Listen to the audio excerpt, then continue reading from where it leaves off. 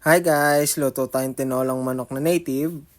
Pagtapos nating maghiwa ng manok, magbalat naman tayo at maghiwa ng gulay na papaya. Pinilitan ko nga pala yung isang papaya dahil linog na. Kainin lang natin tapos sausaw natin sa suka. Rapsan yan mga lodi. Gisa na tayo guys ng sibuyas, bawang, tsaka luya.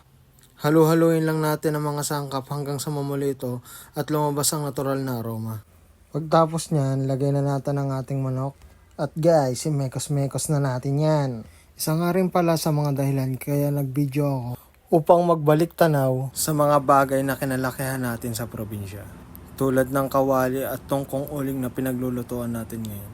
Matanda pa sa akin yata ito eh. Wala lang, share ko lang yung masarap na feelings. Bago ko nga pala takloban to kanina, nilagyan na natin to ng konting asin, patis, paminta at saka magic sarap. Nilagay ko na lahat ng sangkap habang ginigisa para manuot ang lasa sa laman. Kapag malapit na matuyo yung sarili niya sabaw, saka natin lalagyan ng tubig. Ginisa ko nga pala to ng mga 25 minutes dahil sa matigas talaga yung native na manok. Tapos lagyan natin ng tubig na pantay sa karne ng manok. Pag malambot na yung karning manok, ilagay na natin ang papaya. Hintayin lang natin kumulo ito at lumambot ang ating papaya. Pagkatapos, saka natin ilalagay ang pampinaling sangkap. Ang talbos ng sili.